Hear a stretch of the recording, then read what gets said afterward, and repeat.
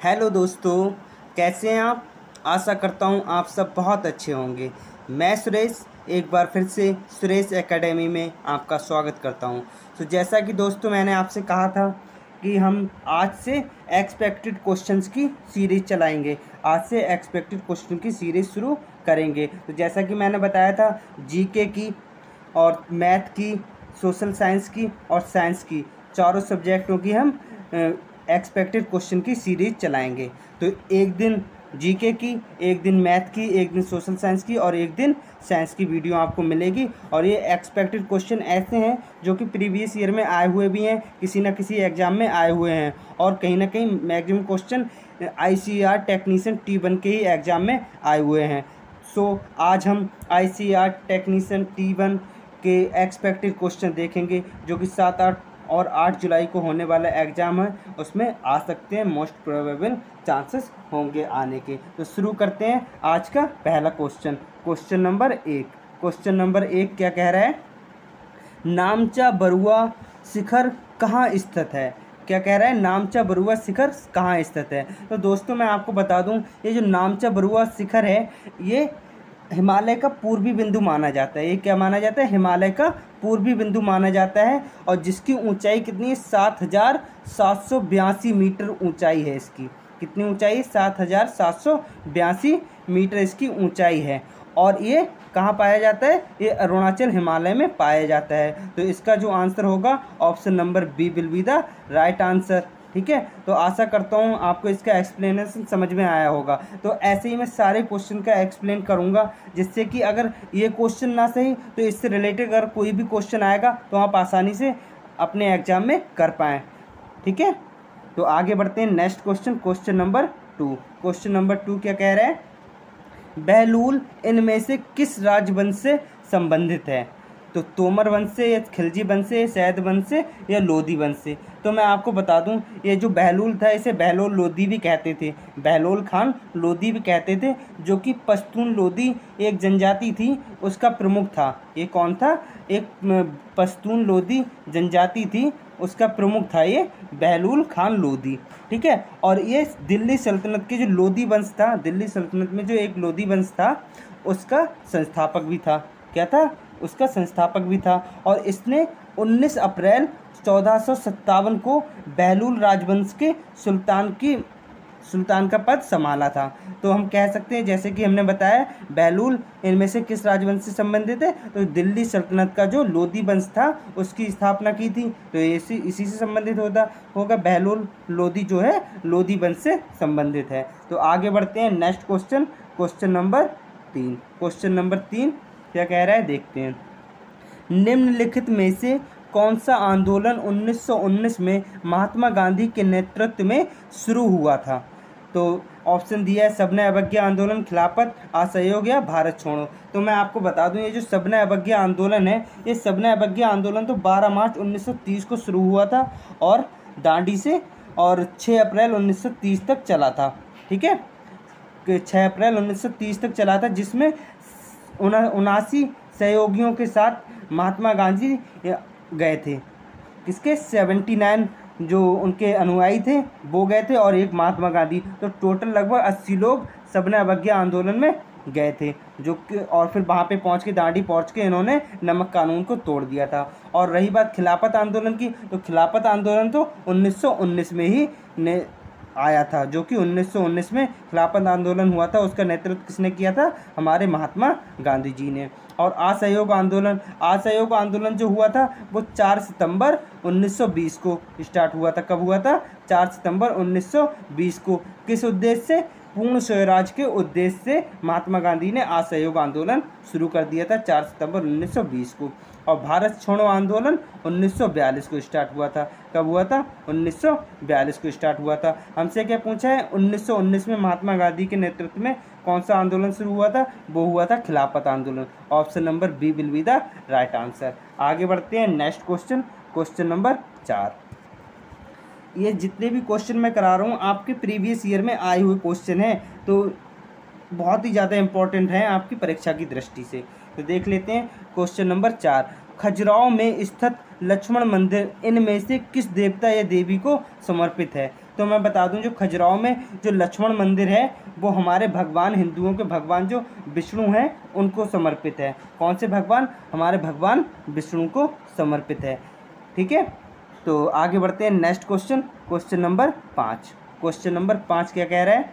इनमें से कौन सा शास्त्रीय नृत्य उत्तर भारत से संबंधित है?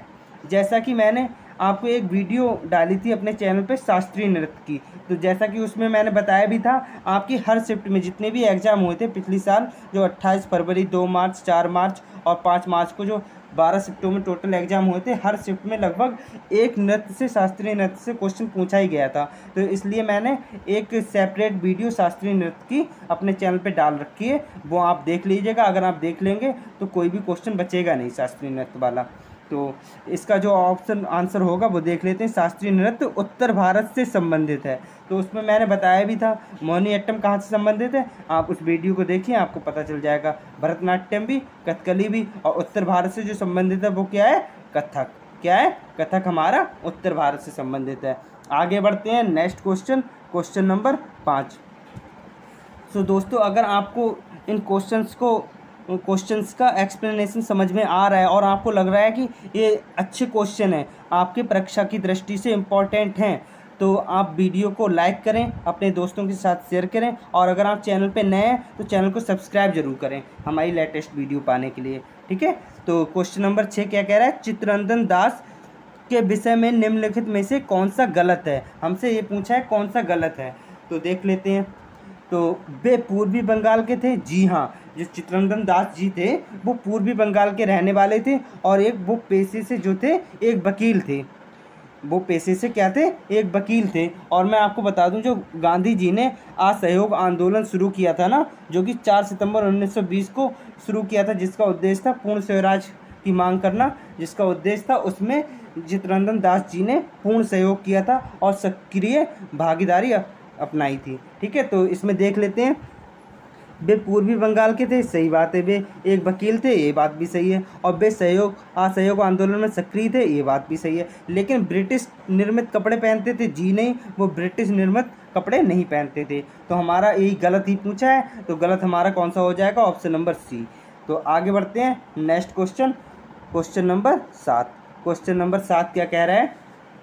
सूक्ष्म जीवों को नष्ट करने के लिए निम्नलिखित में से कौन सी दवा का उपयोग किया जाता है? तो आपने देखा होगा, जो सूक्ष्म जीवों के लिए जो इन्फेक्शन हो जाता है, बैक्टीरियल इन्फेक्शन जो हो जाता है, तो डॉक्टर हमें क्या देते हैं? हमें क्या देते हैं? एंटीबायोटिक्स देते हैं। हमें कोई अगर बैक्टीरियल इन्फेक्शन हो जाता है तो हमें क्या देते हैं? एंटीबायोटिक्स देते हैं। एंटीबायोटिक्स उस जो सूक्ष्मजीवों को नष्ट करने का काम करता है। एंटीबायोटिक क्या करता है? सूक्ष्मजीवों को, बैक्टीरिया को नष्ट करने का काम करता है। इसीलिए तो बैक्टीरिया को नष्ट करता है, इसका मतलब एंटीवायरस होगा, यानी कि एंटीबायोटिक्स हो जाएगा। एंटीबायोटिक्स जो टैबलेट्स होती हैं वो सूक्ष्मजीवों को नष्ट करने के लिए उपयोग की जाती हैं। तो हमारा आंसर तो ऑप्शन नंबर ए ही हो जाएगा। और दिया एंटीसेप्टिक, किसी की सेप्टिक हो जाती है, आपने सुना होगा, तो वो सेप्टिक में एंटीसेप्टिक के रूप में यूज करते हैं। और बाकी ये एंटीपायरेटिक बुखार में यूज करते हैं। ठीक है, तो आगे बढ़ते हैं next question, question number 8। Question number 8 क्या कह रहा है?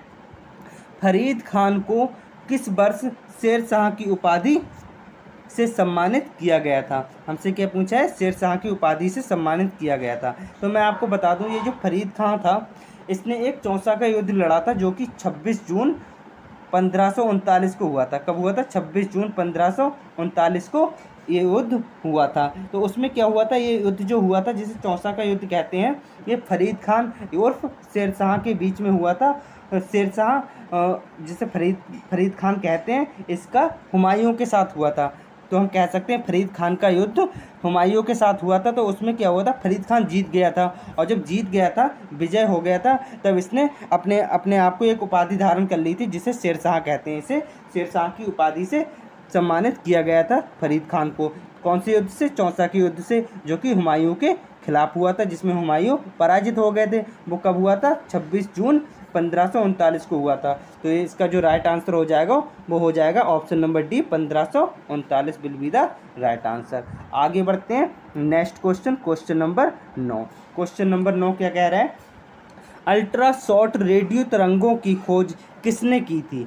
तो ये अल्ट्रा शॉर्ट रेडियो तरंगों की खोज किसने की थी, ये हमसे पूछा है। तो ये तो एक डायरेक्ट क्वेश्चन है। तो इसका जो आंसर होगा, अल्ट्रा शॉर्ट रेडियो तरंगों की खोज जो की थी हमारे जेसी बोस जी ने की थी। ऐसा सेम क्वेश्चन मैंने जो प्रीवियस ईयर की वीडियो कराई थी जीके की, उसमें मैं करा चुका हूँ। अल्ट्रा शॉर्ट रेडियो तरंगों की खोज जो है जेसी बोस जी ने की थी। और हमारे आइजैक न्यूटन ने गति के नियम दिए थे, आपको पता होगा। जे थॉमसन इलेक्ट्रॉन की खोज की थी। Albert Einstein theory of relativity दी थी। तो आगे बढ़ते हैं next question, question number 10। Question number 10 क्या कह रहा है, दांडी यात्रा लगभग कितने अनुयायियों के साथ शुरू हुई थी। तो जैसा कि मैंने आपको बताया था, दांडी यात्रा 12 मार्च 1930 को स्टार्ट हुई थी और 6 अप्रैल 1930 को दांडी पहुंच गए थे। तो उसमें महात्मा गांधी जी किसके साथ गए थे, 79 अनुयायियों के साथ गए थे, जो कि अभी मैंने बताया था। तो 79 अनुयायी थे, 79 जो थे अनुयायी थे और एक महात्मा गांधी जी थे। तो टोटल कितने हो गए, 80। तो 80 अनुयायियों के साथ शुरू हुई थी। तो option number C will be the right answer, 80। आगे बढ़ते हैं नेक्स्ट क्वेश्चन, क्वेश्चन नंबर 11। निम्नलिखित में से कौन सा आंदोलन महात्मा गांधी के नेतृत्व में 1942 में आरंभ किया गया था। तो जैसा कि मैंने इससे पहले जो क्वेश्चन आया था उसमें बताया था, असहयोग आंदोलन कब स्टार्ट हुआ था भैया, 4 सितंबर 1920 को। क्यों किया गया था, पूर्ण स्वराज की मांग के लिए किया गया था। और सबने अवज्ञा आंदोलन जस्ट अभी मैंने बताया था इससे पिछले वाले क्वेश्चन में, 12 मार्च 1930 को स्टार्ट हो गया था, ठीक है। और खिलाफत आंदोलन जो है 1919 में महात्मा गांधी के नेतृत्व में शुरू किया गया था। और जो भारत छोड़ो आंदोलन है वो 1942 में स्टार्ट किया गया था महात्मा गांधी के नेतृत्व में। तो option number D will be the right answer, D हमारा राइट आंसर होगा। आगे बढ़ते हैं नेक्स्ट क्वेश्चन, क्वेश्चन नंबर 12। मिट्टी एक डैश डैश डैश है। मिट्टी एक क्या है, यौगिक है या मिश्रण है या तत्व है या परमाणु है। तो मिट्टी हमारा क्या है, मिश्रण है।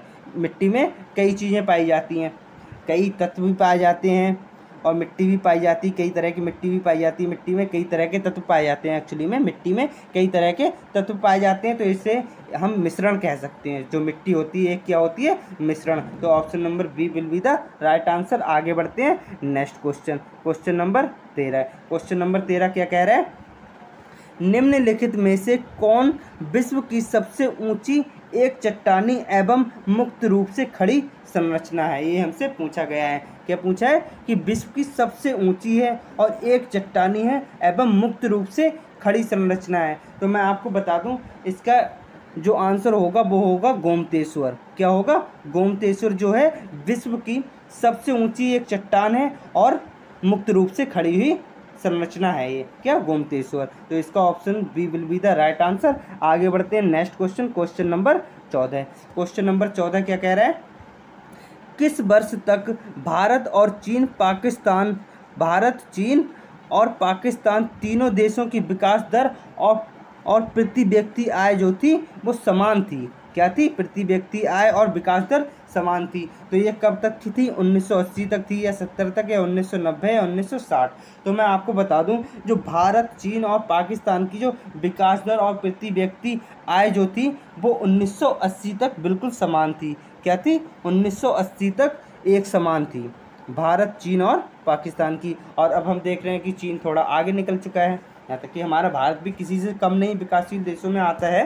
तो इसका जो आंसर हो जाएगा वो हो जाएगा ऑप्शन नंबर ए, 1980। आगे बढ़ते हैं नेक्स्ट क्वेश्चन, क्वेश्चन नंबर 15। इसमें क्या कह रहा है, चौसा के युद्ध के संबंध में निम्नलिखित में से कौन सा कथन गलत है। हमसे क्या पूछा गया है, इसमें जो ऑप्शन गलत है वो हमें बताना है, जो ऑप्शन गलत है। तो जैसा कि मैंने इससे पहला जो क्वेश्चन था फरीद खान वाला, जिसे शेरशाह कहते हैं, उस क्वेश्चन में मैंने आपको अच्छे से एक्सप्लेन किया था। क्या किया था, चौसा का जो युद्ध हुआ था 26 जून 1539 को हुआ था। कब हुआ था, 26 जून 1539 को हुआ था।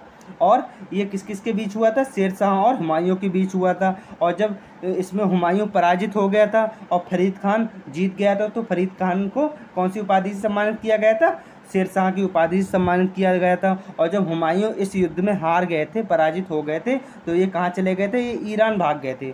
ईरान भाग गए थे और फिर फरीद खां को शेरशाह की उपाधि से धारण की थी, ये बात सही है। और ये 1559 में हुआ था, जी नहीं, अभी तो मैंने बताया है ये 26 जून 1539 को हुआ था।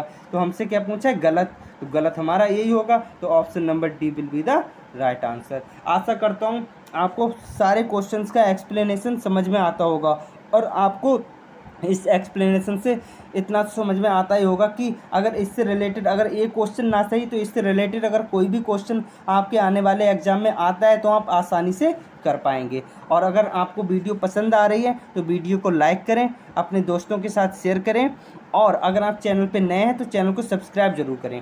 ठीक है, तो आगे बढ़ते हैं next question, question number 16। Question number 16 क्या कह रहा है देखते हैं। कथक केंद्र कहाँ स्थित है, कथक केंद्र कहाँ स्थित है। तो जैसा कि मैंने आपको पढ़ाया था, तो उसमें कथक जो शास्त्रीय नृत्य पढ़ाया था उसमें मैंने बताया था ये इसमें लखनऊ घराना आता है, बनारस घराना आता है और जयपुर घराने, ये तीनों घराने आते हैं। तो आप सोचोगे कहीं ना कहीं इन तीनों में से ही कोई आंसर होगा, जी नहीं, इन तीनों में से इसका कोई आंसर नहीं है। कथक केंद्र जो है वो दिल्ली में स्थित है। कहाँ स्थित है, दिल्ली में। C will be the right answer, Kathak Kendra Delhi में स्थित है। आगे बढ़ते हैं next question, question number 17। Question number 17, निम्नलिखित में से कौन एक सूक्ष्म पोषक तत्व है। क्या है, सूक्ष्म पोषक तत्व है। तो मैं आपको बता दूं जो सूक्ष्म पोषक तत्व होते हैं वो क्या होते हैं, जैसे क्रोमियम है, क्या, क्रोमियम है और कोबाल्ट है, आयरन है, आयोडीन है, मैग्नीज है, ये क्या होते हैं, सूक्ष्म पोषक तत्व होते हैं। तो ये सूक्ष्म पोषक तत्व ये क्या है, ये खनिज है, ये कोई प्रोटीन तो है नहीं, ये कार्बोहाइड्रेट तो है नहीं, ये वसा तो है नहीं, ये क्या है, खनिज है। क्या है, खनिज है। तो सूक्ष्म पोषक तत्व क्या होते हैं, खनिज होते हैं। जैसे कोबाल्ट है, आयरन है, क्रोमियम है, आयोडीन है, मैग्नीज है, ये सारे हमारे सूक्ष्म पोषक तत्व हैं जिन्हें खनिज कहते हैं हम। तो आगे बढ़ते हैं नेक्स्ट क्वेश्चन, क्वेश्चन नंबर 18, निम्नलिखित में से कौन सा कथन लाला लाजपत राय के संबंध में सही नहीं है। तो मैं आपको बता दूं जो हमारे लाला लाजपत राय जी थे उनका जन्म जो हुआ था वो 28 जनवरी 1865 में हुआ था। कब हुआ था, 28 जनवरी 1865 में इनका क्या हुआ था, जन्म हुआ था। और ये इन्होंने आर्य समाज के जो थे ये सक्रिय सदस्य थे। कौन थे, लाला लाजपत राय जी थे आर्य समाज के सक्रिय सदस्य थे और ये पंजाब के रहने वाले थे, तो पंजाब के राष्ट्रवादी भी थे और ये पंजाब केसरी नाम से भी जाने जाते थे। पूरे देश में लाला लाजपत राय को पंजाब केसरी नाम से जाना जाता है। और हमसे इसमें पूछा क्या है कि संबंध में सही नहीं है, जो सही नहीं है वो हमसे पूछा है। तो वे आर्य समाज के सक्रिय सदस्य जी थे, वे पंजाब के राष्ट्रवादी थे, जी थे, उन्हें पंजाब केसरी के नाम से जाना जाता था, जी। उनका जन्म 1855 में हुआ था, जी नहीं, उनका जन्म अभी मैंने क्या बताया था 28 जनवरी 1865 में हुआ था। तो 1865 में इनका जन्म हुआ था और इसमें 1855 दिया है, तो यही हमारा गलत हो जाएगा, यही सही नहीं होगा, हमसे सही नहीं पूछा है। तो option number C will be the right answer. आगे बढ़ते हैं next question, question number 19, Belur में होयलेश्वर मंदिर किस शैली के मंदिर का उदाहरण है। तो मैंने आपको जो प्रीवियस ईयर की वीडियो कराई थी उसमें भी मंदिर वाला जो क्वेश्चन आया था उसमें मैंने आपको बताया था कि दक्षिण साइड में किस शैली के मंदिर बने होते हैं, उत्तर साइड में किस शैली के मंदिर बने होते हैं। तो आप अगर उस वीडियो को देख लेंगे तो आपको समझ में आ जाएगा कि किस साइड में और कौन से मंदिर किस शैली के बने हुए होते हैं। तो यहाँ पे जो बेलूर होलेश्वर मंदिर है ये किस शैली का बना है, तो इसका मैं डायरेक्ट आंसर बता दे रहा हूँ। इसका आंसर जो होगा ये बेसर शैली का बना हुआ है। बाकी का आप मेरी प्रीवियस ईयर वीडियो देखिएगा जीके की, उसमें मैंने अच्छे से बताया कि कौन से मंदिर दक्षिण भारत में जो मंदिर बने हुए हैं वो किस शैली के बने हुए हैं, जो उत्तर भारत में बने हुए हैं वो किस शैली के बने हैं, और जो मध्य भारत में बने हुए हैं वो किस शैली के बने हुए हैं, सारे मैंने अच्छे से बताए। तो आप वीडियो देख लीजिएगा, आपको पता चल जाएगा, ठीक है, अच्छे से समझ में आ जाएगा। इसका आंसर जो हो जाएगा बेसर शैली, बेलूर में होलेश्वर मंदिर जो बने हैं वो बेसर शैली के बने हुए हैं। आगे बढ़ते हैं नेक्स्ट क्वेश्चन, क्वेश्चन नंबर 20, जो कि आज का आखिरी क्वेश्चन होने वाला है, ठीक है। जो हमने एक्सपेक्टेड क्वेश्चंस की सीरीज चलाई है उसकी आज ये पहली वीडियो है और ये उसका लास्ट क्वेश्चन है। देख लेते हैं क्या कह रहा है, निम्नलिखित में से कौन सा तत्व सिरका के रासायनिक संरचना में शामिल नहीं होता है जिसका उपयोग हमारे द्वारा खाना पकाने में किया जाता है। तो सिरका जिसे विनेग्रा कहते हैं इंग्लिश में, इसका फॉर्मूला क्या होता है भाई, CH3, जिसे एसिटिक एसिड भी कहते हैं, CH3 COOH, COOH। तो इसमें ये पूछा है इसमें से कौन सा शामिल नहीं होगा, हाइड्रोजन नहीं होगा, कार्बन नहीं होगा, या नाइट्रोजन या ऑक्सीजन। तो हम देख रहे हैं इसमें C फॉर कार्बन, कार्बन तो है भाई, H फॉर हाइड्रोजन, हाइड्रोजन भी है, और O फॉर ऑक्सीजन, तो ऑक्सीजन भी है। तो जो नहीं है वो क्या है, हमारा नाइट्रोजन नहीं है। तो यही हमारा राइट आंसर हो जाएगा। हमसे क्या पूछा, जो शामिल नहीं है वो हमसे पूछा है, तो nitrogen will be the right answer. आशा करता हूँ जितने भी क्वेश्चन आप कराएं सारे इंपॉर्टेंट लगे होंगे, जो कि इंपॉर्टेंट हैं भी, आपके प्रीवियस एग्जाम में आए हुए हैं। तो आशा करता हूँ आपको एक्सप्लेनेशन भी इसका समझ में आया होगा, और अगर समझ में आया है तो आप वीडियो को लाइक करिए और अपने दोस्तों के साथ शेयर करिए, और चैनल पर अगर आप नए हैं तो चैनल को सब्सक्राइब जरूर करिए। Thank you for watching.